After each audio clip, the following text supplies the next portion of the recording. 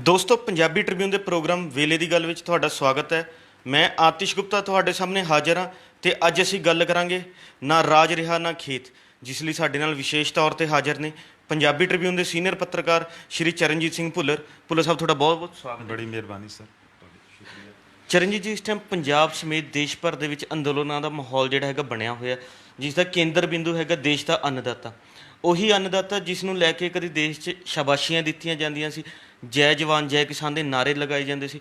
ਅੱਜ ਉਹੀ ਕਿਸਾਨ ਜਿਹੜਾ ਹੈਗਾ ਹਾਸ਼ੀਏ ਦੇ ਵਿੱਚ ਖੜਾ ਹੋ ਗਿਆ, ਸੜਕਾਂ 'ਤੇ ਰੁਲ ਰਿਹਾ। ਇਸ ਨੂੰ ਕਿਵੇਂ ਦੇਖਾਂਗੇ? ਆਤਿਸ਼, ਠੀਕ ਹੈ ਤੁਹਾਡੀ ਗੱਲ ਕਿ ਸਮੁੱਚੀ ਕਿਸਾਨੀ ਹੈ ਜਿਹੜੀ ਇਕੱਲੀ ਪੰਜਾਬ ਦੀ ਨਹੀਂ, ਸਮੁੱਚੇ ਦੇਸ਼ ਦੀ, ਖਾਸ ਕਰਕੇ ਜਿਹੜੀਆਂ ਸਾਡੀਆਂ ਗੁਆਂਢੀ ਸੂਬੇ ਹਰਿਆਣਾ, ਰਾਜਸਥਾਨ ਹੈ, ਯੂਪੀ ਵਾਲੇ ਨੇ ਕਿਸਾਨ, ਮੱਧ ਪ੍ਰਦੇਸ਼ ਹੈ, ਸੱਚਮੁੱਚ ਉਹ ਕਿਸਾਨ ਹੈ ਜਿਹੜੇ ਉਹ ਸੜਕਾਂ 'ਤੇ ਰੁਲ ਰਹੇ ਨੇ। ਅਸਲ 'ਚ ਇਕੱਲਾ ਕਿਸਾਨ ਨਹੀਂ ਰੁਲ ਰਿਹਾ, ਕਿਸਾਨ ਦੇ ਭਾਗ ਵੀ ਰੁਲ ਰਹੇ ਨੇ। ਅਤੇ ਆਉਣ ਵਾਲੇ ਟਾਈਮ 'ਚ ਕਿਸਾਨ ਨੂੰ ਲੱਗਦਾ ਕਿ ਜਿਹੜੀਆਂ ਸਾਡੀਆਂ ਫਸਲਾਂ ਨੇ ਉਹ ਵੀ ਰੁਲਣਗੀਆਂ। ਅਤੇ ਅਸੀਂ ਕਿਸਾਨ ਨੂੰ, ਸਮੁੱਚਾ ਦੇਸ਼ ਹੈ ਜਿਹੜਾ, ਜਾਂ ਸਾਡੀਆਂ ਸਰਕਾਰਾਂ ਨੇ ਇਸ ਗੱਲ ਦੀ ਵਡਿਆਈ ਕਰਦੀਆਂ ਨੇ ਕਿ ਸਾਡਾ ਇਹ ਅੰਨਦਾਤਾ ਹੈ। ਹੁਣ ਤਾਂ ਇਹ ਵਿਸ਼ੇਸ਼ਣ ਰਹਿ ਗਿਆ, ਇੱਕ ਜਿਹੜਾ ਅੰਨਦਾਤਾ ਕਹਿਣਾ ਇੱਕ ਵਿਸ਼ੇਸ਼ਣ ਦੇ ਰੂਪ ਦੇ ਵਿੱਚ ਯੂਜ਼ ਕਰ ਲਿਆ, ਪਰ ਇਹ ਸੱਚਮੁੱਚ ਅੰਨਦਾਤਾ ਸੀ। ਕਿਸ ਨੇ ਹਮੇਸ਼ਾ ਹੀ ਦੇਣ ਦੀ ਕੋਸ਼ਿਸ਼ ਕੀਤੀ ਹੈ, ਕਦੇ ਮੰਗਿਆ ਨਹੀਂ, ਕਦੇ ਲਿਆ ਨਹੀਂ ਸੀਗਾ। ਕਿਸਾਨ ਤਾਂ ਜਦੋਂ ਆਪਣੀ ਫਸਲ ਬੀਜਦਾ ਹੈ ਨਾ, ਉਸ ਤੋਂ ਪਹਿਲਾਂ ਇਹੋ ਅਰਦਾਸ ਕਰਦਾ ਹੈ। ਸਾਰੇ ਜਿਹੜੇ ਸਾਡੇ ਦਰਸ਼ਕ ਹੈ ਕਿਸਾਨੀ ਪਰਿਵਾਰਾਂ ਨਾਲ ਬਹੁਤ ਜੁੜੇ ਹੁੰਦੇ, ਪਤਾ ਹੈ ਕਿ ਕਿਸਾਨ ਦੀ ਇੱਕ ਅਰਦਾਸ ਹੁੰਦੀ ਹੈ ਜਦੋਂ ਵੀ ਕੋਈ ਜਿਣਸ ਬੋਂਦਾ ਹੈ, ਬੀਜਦਾ ਹੈਗਾ, ਤਾਂ ਉਸ ਦੀ ਅਰਦਾਸ ਕਰਦਾ ਹੈ, ਹਾਲੀ ਪਾਲੀ ਦੇ ਭਾਗ, ਚਿੜੀ ਜਨੌਰ ਦੇ ਭਾਗ, ਰਾਹੀ ਪਾਂਧੀ ਦੇ ਭਾਗ। ਉਹ ਇਹਨਾਂ ਭਾਗਾਂ ਦੇ ਵਿੱਚ ਖੁਦ ਨੂੰ ਸ਼ਾਮਲ ਨਹੀਂ ਕਰਦਾ, ਕਿਉਂਕਿ ਸਿਰਫ ਉਹਦੀ ਜਿਹੜੀ ਨੀਅਤ ਹੈ ਉਹ ਸਿਰਫ ਦੇਣ ਦੀ ਹੈ, ਵੰਡਣ ਦੀ ਹੈ। ਬਾਬੇ ਨਾਨਕ ਦੇ ਜਿਹੜੇ ਅਸਲੀ ਸਿੱਖ ਹੈ ਉਹ ਸਾਡਾ ਕਿਸਾਨ ਹੈ, ਜਿੱਥੋਂ ਉਹਨਾਂ ਨੇ ਗੁੜਤੀ ਲਈ ਵੀ ਹੈਗੀ ਹੈ। ਜਿਨਸ ਈਵਨ ਪ੍ਰਕਿਰਤੀ ਨਾਲ ਵੀ ਇੰਨਾ ਮੋਹ ਕਿਸਾਨ ਦਾ ਕਿ ਜਦੋਂ ਧਰਤੀ ਸੁੱਤੀ ਹੁੰਦੀ ਹੈ, ਕਿਸਾਨ ਉਹ 'ਤੇ ਕਦੇ ਹਲ ਨਹੀਂ ਚਲਾਉਂਦਾ। ਉਸ ਨੂੰ ਲੱਗਦਾ ਕਿ ਸਾਡੀ ਮਾਂ ਸੌਂ ਰਹੀ ਹੈ।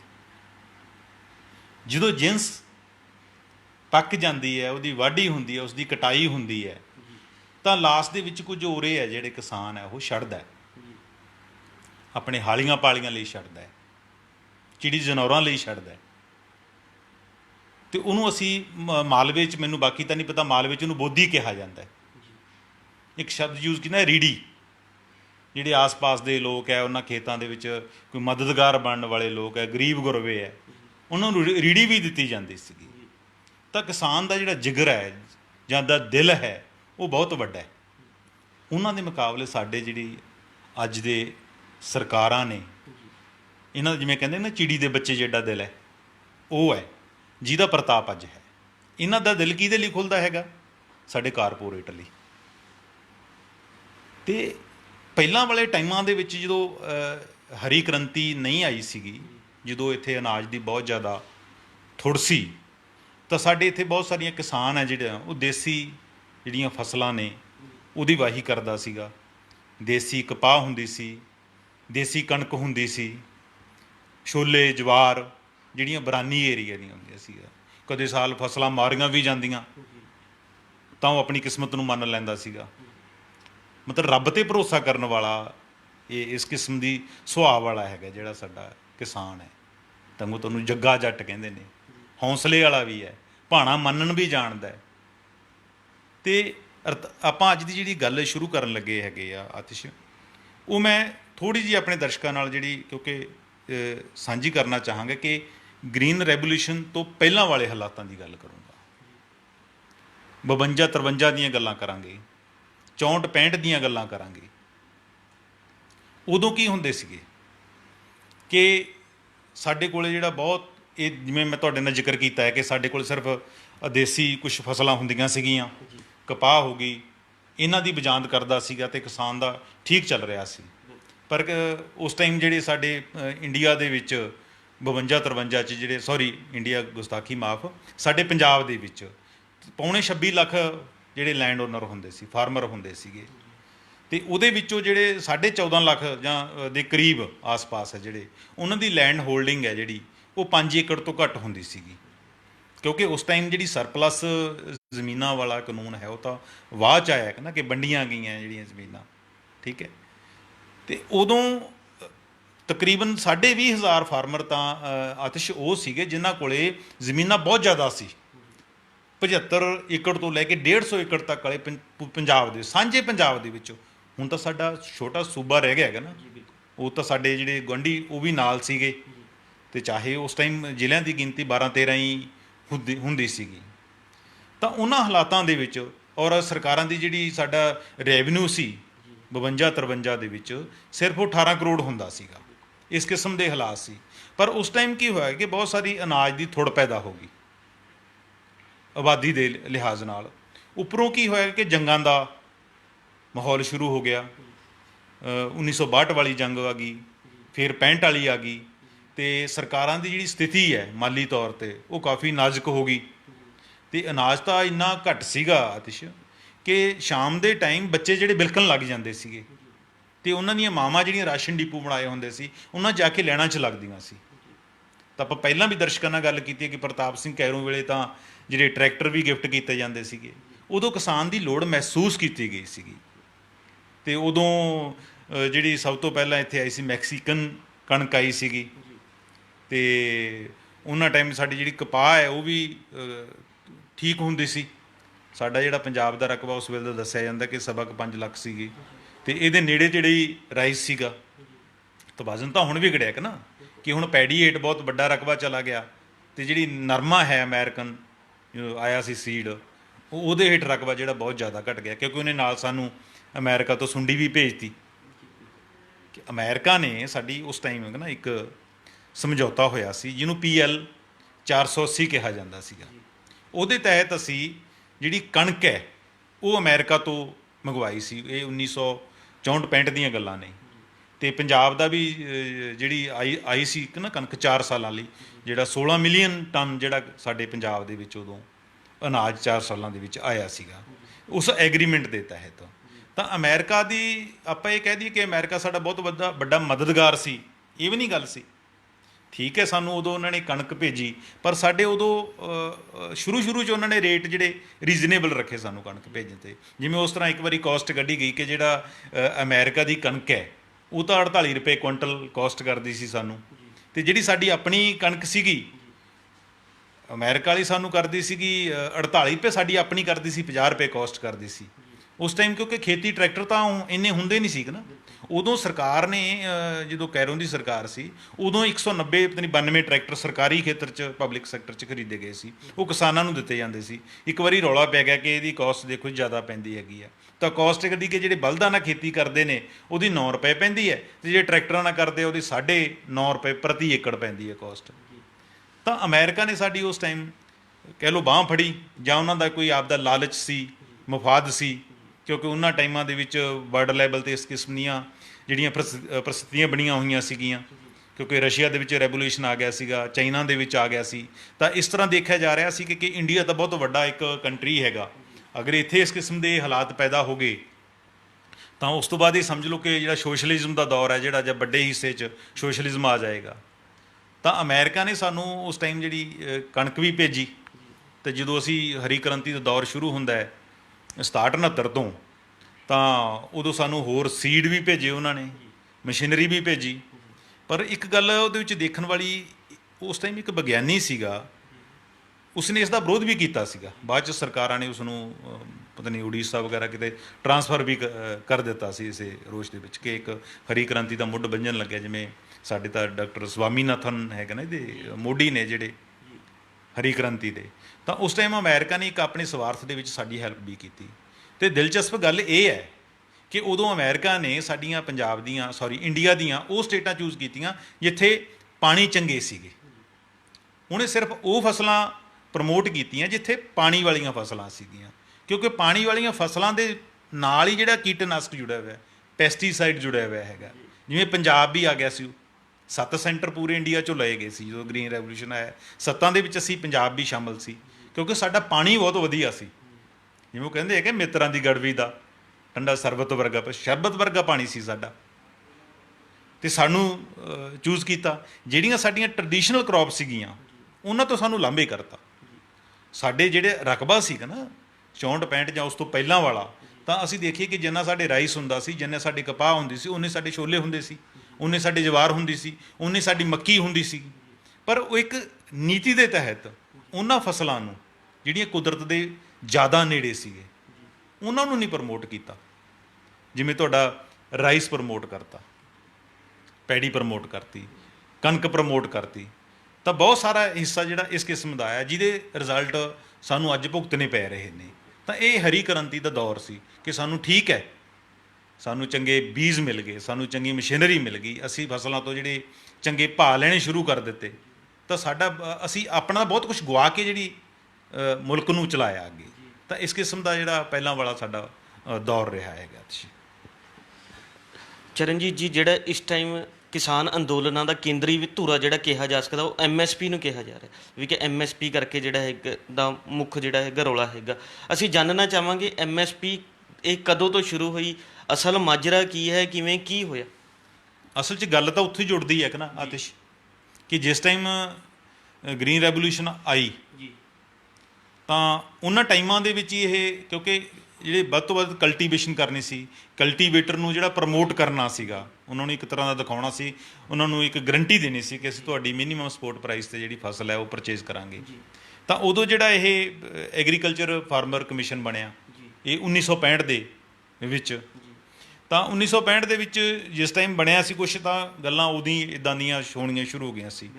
ਉਦੋਂ ਇੱਕ ਇਹਨਾਂ ਦਾ ਮੈਂਬਰ ਹੁੰਦਾ ਡਾਕਟਰ ਰਾਜ ਕ੍ਰਿਸ਼ਨ, ਉਸਨੇ ਸ਼ੁਰੂ ਦੇ ਦੌਰ ਦੇ ਵਿੱਚ ਜਦੋਂ ਪਾਲਿਸੀ ਬਣ ਰਹੀ ਸੀ ਕਿ ਕਿੱਦਾਂ ਤੈਅ ਹੋਏਗੀ, ਤਾਂ ਉਸਨੇ ਫਾਰਮਰ ਦੇ ਹੱਕ ਦੇ ਵਿੱਚ ਰਿਜ਼ਾਈਨ ਕਰਤਾ ਸੀ ਡਾਕਟਰ ਰਾਜ ਕ੍ਰਿਸ਼ਨ ਨੇ। ਪਰ ਇੰਨਾ ਦੌਰ ਸੀ ਕਿ ਉਹਨਾਂ ਨੇ ਰਿਕਾਰਡ 'ਤੇ ਲਿਆਂਦਾ, ਉਸ ਨੂੰ ਮੌਕਾ ਦਿੱਤਾ, ਉਸਦੀ ਸ਼ਲਾਘਾ ਵੀ ਕੀਤੀ, ਉਹਨੇ ਵੀ ਸ਼ਲਾਘਾ ਕੀਤੀ ਚੰਗੀ ਗੱਲ ਦੀ। ਪਰ ਕੁਛ ਨੁਕਤਿਆਂ 'ਤੇ ਕਿ ਜਿੱਥੇ ਫਸਲ ਦਾ ਜਿਹਨੂੰ ਲੱਗਦਾ ਸੀ ਕਿ ਘੱਟ ਭਾਅ ਜਿਹੜਾ ਤੈਅ ਹੋ ਰਿਹਾ ਹੈ, ਤਾਂ ਉਹ ਉਸ ਇਸ਼ੂ ਨੂੰ ਲੈ ਕੇ ਰਿਜ਼ਾਈਨ ਕਰ ਗਏ ਸੀ। ਪਰ ਕਰ ਗਏ ਸੀ ਵੇਲੇ ਸਰ, ਹੁਣ ਵਾਂਗੂ ਨਹੀਂ ਕਿ ਦੇਰੀ ਕਰਤੀ ਸੀ। ਤਾਂ ਉਹ 1985 ਜਾ ਕੇ ਫਿਰ ਇਹਦਾ ਨਾਂ ਹੀ ਚੇਂਜ ਕਰਤਾ ਸੀ, commission for cost and price ਕਰਤਾ ਸੀਗਾ। ਤਾਂ ਹੁਣ ਇਸ ਵੇਲੇ ਸਾਡੇ ਮੁਲਕ ਦੇ ਵਿੱਚ ਇਹ ਜਿਹੜਾ ਕਮਿਸ਼ਨ ਹੈ, MSP ਕਹਿ ਲਈਏ, ਜਾਂ ਇਹ 23 ਫਸਲਾਂ ਦੀ ਤੈਅ ਹੁੰਦੀ ਹੈ। 24ਵੀਂ ਫਸਲ ਸਾਡੇ ਕੋਲ ਜਿਹੜਾ ਹੈਗਾ ਸ਼ੂਗਰ ਕੇਨ ਹੈ, ਗੰਨਾ ਹੈਗਾ। ਗੰਨੇ ਦੀ ਵਿੱਚ ਜਿਹੜੀ ਸੈਂਟਰ ਹਮੇਸ਼ਾ ਇੱਕ ਐਡਵਾਈਜ਼ਰੀ ਜਾਰੀ ਕਰਦਾ ਹੈਗਾ, ਅਤੇ ਉਹਦੀ ਸਾਡੀਆਂ ਸਟੇਟਾਂ ਨੇ ਜਿਹੜੀ ਫਿਕਸ ਕਰਨੀ ਹੁੰਦੀ ਹੈ। ਤਾਂ ਉਹ ਸਟੇਟ ਫਿਕਸ ਕਰਦੇ ਹੈ।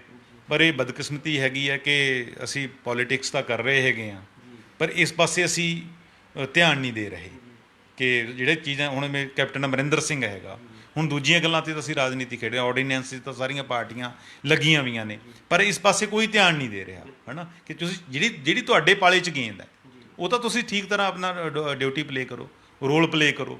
ਤਾਂ ਇਹ ਸਰਕਾਰੀ ਉਦੋਂ ਜਿਸ ਤਰ੍ਹਾਂ ਸਾਡੇ ਕੋਲ ਹੋਰ ਸੈਂਟਰ ਦੇ ਅਦਾਰੇ ਨੇ, ਜਿਵੇਂ CCI ਹੈ, ਜਿਵੇਂ ਪਿਛਲੇ 2-3 ਦਿਨਾਂ ਤੋਂ ਖਬਰਾਂ ਲੱਗ ਰਹੀਆਂ ਹੈਗੀਆਂ ਨੇ, ਪੰਜਾਬੀ ਟ੍ਰਿਬਿਊਨ ਦੇ ਵਿੱਚ ਵੀ ਪ੍ਰੋਮੀਨੈਂਟਲੀ ਛਪੀਆਂ ਕਿ ਮੱਕੀ ਹੈ ਜਿਹੜੀ ਉਹਦਾ MSP ਦਾ ਤੈਅ ਹੈਗਾ, ਪਰ ਉੱਥੇ ਜਿਹੜੀ ਹੁਸ਼ਿਆਰਪੁਰ ਦੇ ਵਿੱਚ ਬੜੀ ਘੱਟ ਰੇਟ 'ਤੇ ਵਿਕ ਰਹੀ ਹੈ। ਕਿ ਸਾਡੇ ਕੋਲੇ ਪ੍ਰਤੱਖ ਹੈਗਾ ਸੈਂਟਰ ਨੂੰ ਦਿਖਾਉਣ ਲਈ ਕਿ ਆਹ ਦੇਖੋ, ਪੰਜਾਬ ਭਾਜਪਾ ਦੇ ਪ੍ਰਧਾਨ ਅਸ਼ਵਨੀ ਸ਼ਰਮਾ ਕਹਿੰਦੇ ਆ ਕਿ 1 ਅਕਤੂਬਰ ਨੂੰ ਜਦੋਂ ਸ਼ੁਰੂ ਹੋ ਪਰਚੇਜ, ਤੁਸੀਂ ਦੇਖ ਲਿਓ ਕਿਸਾਨਾਂ ਨੂੰ ਧਰਵਾਸ ਦੇ ਰਹੇ ਨੇ ਉਹ। ਪਰ ਉਸ ਤੋਂ ਪਹਿਲਾਂ ਕਿਸਾਨ ਕਹਿੰਦੇ ਆ ਕਿ ਤੁਸੀਂ ਹੁਸ਼ਿਆਰਪੁਰ ਜਾਓ, ਦੇਖੋ।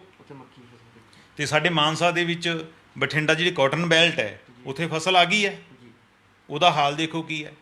ਹੁਣ ਕਾਟਨ ਕਾਰਪੋਰੇਸ਼ਨ ਇੰਡੀਆ ਇਹ ਸੈਂਟਰ ਦਾ ਅਦਾਰਾ ਹੈਗਾ, ਪਰ ਪਿਛਲੇ ਕਾਫੀ ਟਾਈਮ ਪਿਛਲੇ 10 ਸਾਲਾਂ ਦੀ ਵੀ ਆਪਾਂ ਜੇ ਗੱਲ ਕਰੀਏ, ਜਦੋਂ ਵੀ ਫਾਰਮਰ ਨੂੰ ਮਾਰ ਪੈਣੀ ਸ਼ੁਰੂ ਹੋਈ ਹੈ, ਜਿਵੇਂ ਕਾਟਨ ਬੈਲਟ ਦੇ ਵਿੱਚ ਸਾਡੇ 92 ਤੋਂ ਲੈ ਕੇ 2003 ਦਾ ਪੀਰੀਅਡ ਹੈ ਜਿਹੜਾ ਬੜਾ ਖਤਰਨਾਕ ਰਿਹਾ, ਕਿਉਂਕਿ ਲੋਕਾਂ ਨੇ ਪੁਰਾਣੀਆਂ ਕਪਾਹਾਂ, ਤਾਂ ਕਿਉਂਕਿ ਸਾਡਾ ਧਰਤੀ ਵੀ ਇੰਨੀ ਬਿਮਾਰ ਕਰਤੀ ਹੈ ਕਿ ਅਸੀਂ ਹੁਣ ਪੁਰਾਣੇ ਇਲਾਜ, ਦੇਸੀ ਇਲਾਜ ਜੋਗੇ ਰਹੇ ਹੀ ਨਹੀਂ, ਵਿਦੇਸ਼ੀ ਇਲਾਜ 'ਤੇ ਨਿਰਭਰ ਹੋ ਗਏ। ਸਾਨੂੰ ਪਹਿਲਾਂ ਅਮਰੀਕਨ ਜਿਹੜਾ ਸੀਡ ਦੇਤਾ ਨਰਮੇ ਦਾ, ਅਤੇ ਫਿਰ ਸਾਨੂੰ ਉਸੇ ਦੇ ਉੱਪਰ ਹੀ ਆ ਕੇ ਸੁੰਡੀ ਪੈ ਗਈ, ਅਤੇ ਉਹ ਸੁੰਡੀ ਨਹੀਂ, ਉਹ ਸਾਡੀ ਕਾਟਨ ਬੈਲਟ ਨੂੰ ਖਾ ਗਈ। ਚਰਨਜੀਤ ਜੀ, ਮੈਂ ਵਿੱਚ ਹੀ ਤੁਹਾਨੂੰ ਕੱਟਣਾ ਚਾਹਾਂਗਾ ਵੀ ਜਿਵੇਂ ਤੁਸੀਂ ਦੱਸਿਆ ਕਿ ਰਾਜਸੀ ਆਗੂ ਇਹ ਸਾਰੇ ਸਿਸਟਮ ਦਾ ਲਾਹਾ ਲੈਣਾ ਚਾਹ ਰਹੇ ਨੇ, ਉਵੇਂ ਹੀ ਰਾਜਨੀਤਿਕ ਪਾਰਟੀਆਂ ਵੱਲੋਂ ਜਿਹੜਾ ਹੈਗਾ ਕਿਸਾਨਾਂ ਦੇ ਹੱਕ 'ਚ ਆਵਾਜ਼ ਤਾਂ ਚੁੱਕੀ ਜਾ ਰਹੀ ਹੈ, ਪਰ ਜਿਹੜਾ ਉਹ ਪ੍ਰੈਕਟੀਕਲੀ ਕਿਤੇ ਵੀ ਦਿਖਾਈ ਨਹੀਂ ਦੇ ਰਹੇ ਨੇ। ਜਿਵੇਂ ਕਿ ਅਸੀਂ ਗੱਲ ਕਰੀਏ ਹੁਣ 25 ਸਤੰਬਰ ਨੂੰ ਜਿਵੇਂ ਪੰਜਾਬ ਦੇ ਵਿੱਚ ਕਿਸਾਨਾਂ ਵੱਲੋਂ ਧਰਨਾ ਦਿੱਤਾ, ਅੰਦੋਲਨ ਚਲਾਇਆ ਜਾਣਾ, ਪੰਜਾਬ ਬੰਦ ਦਾ ਹੋਕਾ ਦਿੱਤਾ, ਉਸ ਨੂੰ ਲੈ ਕੇ 30 ਤੋਂ ਵੱਧ ਕਿਸਾਨ ਜਥੇਬੰਦੀਆਂ ਦਾ ਇਕੱਠੀਆਂ ਹੋ ਗਈਆਂ ਨੇ, ਪਰ ਕੋਈ ਵੀ ਰਾਜਨੀਤਿਕ ਪਾਰਟੀ ਨੇ ਉਹਨਾਂ ਦੇ ਨਾਲ ਸੜਕਾਂ ਦੇ ਉਤਰਨ ਲਈ, ਸੜਕਾਂ ਤੇ ਬੈਠਣ ਲਈ ਕਿਸੇ ਰਾਜਨੀਤਿਕ ਪਾਰਟੀ ਨੇ ਹਾਲੇ ਤੱਕ ਜਿਹੜਾ ਸਮਰਥਨ ਦਾ ਐਲਾਨ ਨਹੀਂ ਕੀਤਾ। ਇਹ ਸਾਰੇ ਜਿਹੜਾ ਹੈਗਾ ਸਿਸਟਮ ਨੂੰ ਤੁਸੀਂ ਕਿਵੇਂ ਦੇਖੋਗੇ? ਅਸਲ 'ਚ ਜਿਹੜੇ ਸਾਡੇ ਖੇਤਾਂ ਦੇ ਇਹ ਕਹਿੰਦਾ ਪਹਿਰੇਦਾਰ ਨਹੀਂ ਹੈਗੇ, ਪਹਿਰੇਦਾਰ ਤਾਂ ਵਿਚਾਰਾ ਕਿਸਾਨ ਹੀ ਹੈ। ਜੇ ਸੱਚੀ ਮੁੱਚੀ ਇਹਨਾਂ ਲੋਕਾਂ ਨੂੰ ਦਰਦ ਹੁੰਦਾ ਤਾਂ ਸਾਰੇ ਲੋਕ ਇਹ ਇਕੱਠੇ ਹੁੰਦੇ, ਸਾਰੀਆਂ ਪੋਲੀਟੀਕਲ ਪਾਰਟੀਆਂ ਇਕੱਠੀਆਂ ਹੁੰਦੀਆਂ। ਹੁਣ ਪਿਛਲੇ ਦਿਨਾਂ ਤੋਂ ਕੀ ਦੇਖ ਰਹੇ ਹਾਂ ਆਪਾਂ, ਪਿਛਲੇ ਇੱਕ ਹਫ਼ਤੇ ਤੋਂ ਕੀ ਦੇਖ ਰਹੇ ਹਾਂ ਕਿ ਇੱਕ ਦੂਜੇ ਤੇ ਗੱਲ ਸਿੱਟੀ ਜਾ ਰਹੀ ਹੈ। ਕੋਈ ਸਵਾਲ ਕਰ ਰਿਹਾ, ਕੋਈ ਉੱਤਰ ਦੇ ਰਿਹਾ, ਕੋਈ ਕਹਿ ਰਿਹਾ ਕਿ ਮੈਂ ਨਹੀਂ ਮਾੜਾ, ਕੋਈ ਕਹਿ ਰਿਹਾ ਕਿ ਮੈਂ ਚੰਗਾ। ਤਾਂ ਇਸ ਤਰ੍ਹਾਂ ਦੀ ਖੇਡ ਖੇਡੀ ਜਾ ਰਹੀ ਹੈ, ਜਿਹਨੂੰ ਆਪਾਂ ਕਹਿ ਸਕਦੇ ਹਾਂ ਕਿ ਆਉਣ ਵਾਲੇ ਦਿਨਾਂ 'ਚ ਕੁਰਬਾਨੀ ਖੇਡਣਗੇ ਹੁਣ, ਕਿ ਦੇਖੋ ਜੀ ਅਸੀਂ ਕੁਰਬਾਨੀ ਦੇ ਦਿੱਤੀ। ਤੇ ਉਹ ਸਾਨੂੰ ਕੁਰਸੀ ਦਿੱਤੀ ਕਿਹਨੇ ਸੀਗੀ? ਦਿੱਤੀ ਵੀ ਤਾਂ ਲੋਕਾਂ ਨੇ ਸੀਗਾ ਨਾ। ਜੇ ਛੱਡਤੀ ਤਾਂ ਉਸ ਪਿੱਛੇ ਕੀ ਕੁਰਬਾਨੀ ਹੈਗੀ ਹੈ? ਜਾਂ ਕੈਪਟਨ ਅਮਰਿੰਦਰ ਸਿੰਘ ਦੀ ਕੀ ਕੁਰਬਾਨੀ ਹੈ? ਕੈਪਟਨ ਅਮਰਿੰਦਰ ਸਿੰਘ ਬਾਕੀ ਗੱਲਾਂ ਛੱਡ ਕੇ ਧਰਨਾ ਲਾਉਣ ਉੱਥੇ ਦਿੱਲੀ ਜਾ ਕੇ, ਉਹਨਾਂ ਦੀ ਪਾਰਟੀ ਲਾਵੇ, ਸਾਰੀਆਂ ਆਪ ਵਾਲੇ ਜਾਣ ਉੱਥੇ, ਸਾਰੇ ਪੰਜਾਬ ਦੇ ਵਿੱਚ ਹੀ ਮੈਦਾਨ ਦੇ ਵਿੱਚ ਖੋਵੇ ਪਏ ਨੇ। ਅਸਲ 'ਚ ਬਖੇੜਾ ਕੀ ਹੈਗਾ ਆਤਿਸ਼, ਪਿਛਲੇ ਜਦੋਂ ਖਾਸ ਕਰਕੇ ਜਦੋਂ ਨਿਊ ਇਕਨੋਮਿਕ ਪਾਲਿਸੀਜ਼ ਆਈਆਂ 91 ਤੋਂ ਬਾਅਦ, ਅਸਲ ਉੱਥੋਂ ਗੱਲ ਛਿੜੀ ਹੈਗੀ ਹੈ। ਅੱਜ ਜੇ ਯੂਪੀਏ ਦੀ ਸਰਕਾਰ ਹੁੰਦੀ, ਉਹਨੇ ਵੀ ਇਹੀ ਕੁਛ ਕਰਨਾ ਸੀ। ਉਹਨੇ ਵੀ ਆਰਡੀਨੈਂਸ ਦੇ ਕਾਨੂੰਨ ਲੈ ਆਉਂਦੀ, ਬਿੱਲ ਲੈ ਆਉਂਦੀ, ਉਹਨੇ ਵੀ ਇਹੀ ਬਿੱਲ ਬਣਾਉਣੇ ਸੀਗੇ। ਸਮੱਸਿਆ ਇਹ ਹੈ ਕਿ ਜਿਹੜੇ ਸਾਡੇ ਪਹਿਲਾਂ ਨੇਤਾ ਹੁੰਦੇ ਸੀ, ਉਹਨਾਂ ਦੇ ਸੁਭਾਅ ਦੇ ਵਿੱਚ ਬੇਸਿਕ ਫਰਕ ਪਿਆ ਹੈਗਾ। ਜਿਹੜੀ ਸਾਡੀ ਅਗਰੇਰੀਅਨ ਪੋਲੀਟੀਕਲ ਇਕੋਨਮੀ ਹੈ, ਉਹਦਾ ਜਿਹੜਾ ਮੁਹਾਂਦਰਾ ਚੇਂਜ ਹੋਇਆ। ਪਹਿਲਾਂ ਕਿਸਾਨ ਕੀ ਹੁੰਦੇ ਸੀ, ਆਪਾਂ ਸੁਣਿਆ ਚੌਧਰੀ ਦੇਵੀ ਲਾਲ, ਪ੍ਰਤਾਪ ਸਿੰਘ ਕੈਰੋਂ, ਪ੍ਰਕਾਸ਼ ਸਿੰਘ ਬਾਦਲ, ਠੀਕ ਹੈ, ਚੌਧਰੀ ਚਰਨ ਸਿੰਘ। ਤਾਂ ਜਿਹੜੇ ਜਿੱਥੇ ਕਾਨੂੰਨ ਬਣਦੇ ਸੀ, ਜਿੱਥੇ ਪਾਲਿਸੀਆਂ ਤੈਅ ਹੁੰਦੀਆਂ ਸੀ, ਉੱਥੇ ਕੌਣ ਕਰਦਾ ਸੀਗਾ? ਉੱਥੇ ਲੌਬਿੰਗ ਹੁੰਦੀ ਸੀ, ਫਾਰਮਰ ਦੀ ਗੱਲ ਹੁੰਦੀ ਸੀ, ਕਿਉਂਕਿ ਇਹ ਲੀਡਰ ਹੈ ਜਿਹੜੇ ਖੁਦ ਖੇਤੀ ਕਰਦੇ ਸੀ, ਖੇਤੀ ਤੇ ਨਿਰਭਰ ਸੀ।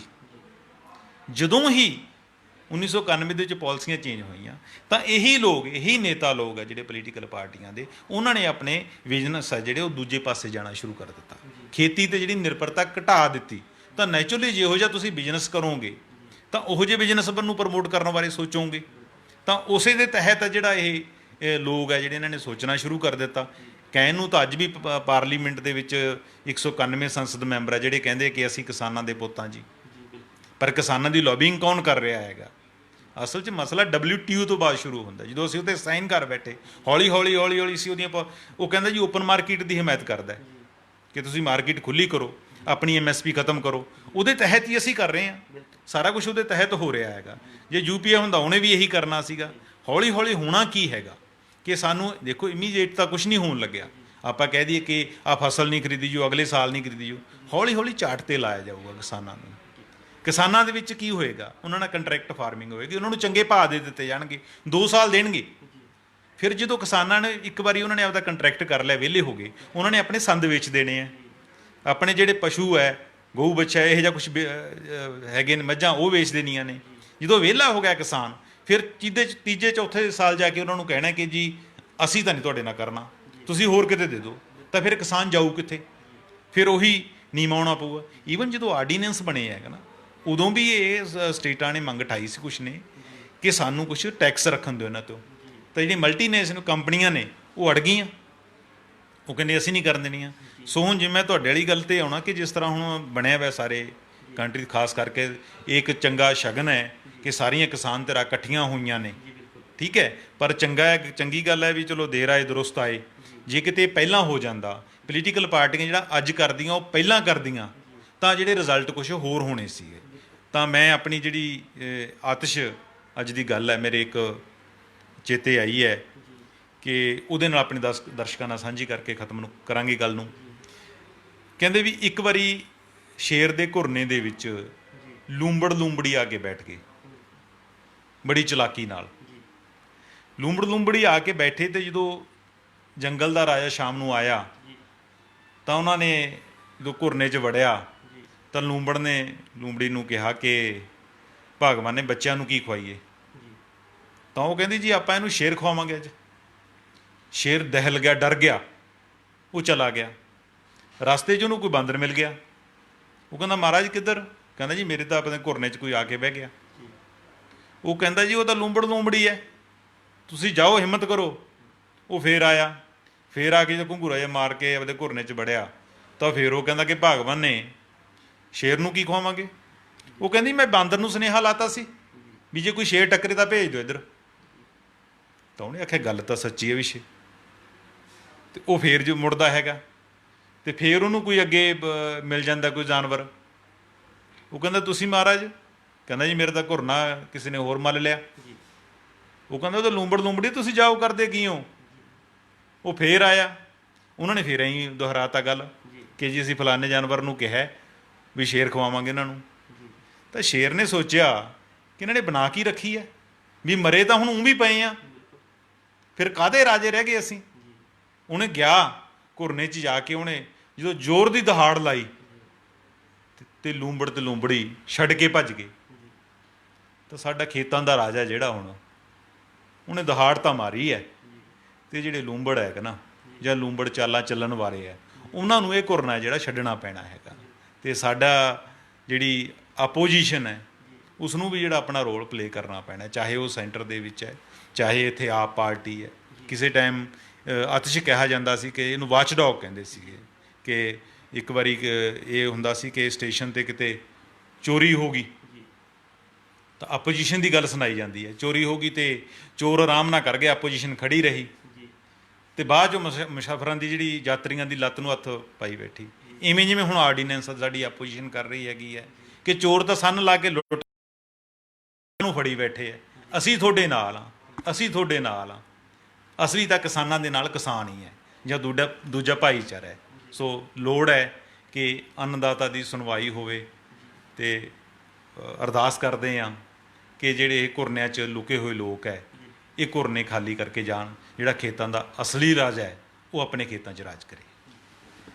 ਇਹ ਸਨ ਪੰਜਾਬੀ ਟ੍ਰਿਬਿਊਨ ਦੇ ਸੀਨੀਅਰ ਪੱਤਰਕਾਰ ਸ਼੍ਰੀ ਚਰਨਜੀਤ ਸਿੰਘ ਭੁੱਲਰ, ਜਿਨ੍ਹਾਂ ਨੇ ਆਪਣੇ ਵਿਚਾਰ ਸਾਡੇ ਨਾਲ ਸਾਂਝੇ ਕੀਤੇ। ਕੱਲ੍ਹ ਨੂੰ ਇਸੇ ਸਮੇਂ ਫਿਰ ਮਿਲਾਂਗੇ ਪ੍ਰੋਗਰਾਮ ਵੇਲੇ ਦੀ ਗੱਲ ਵਿੱਚ। ਧੰਨਵਾਦ।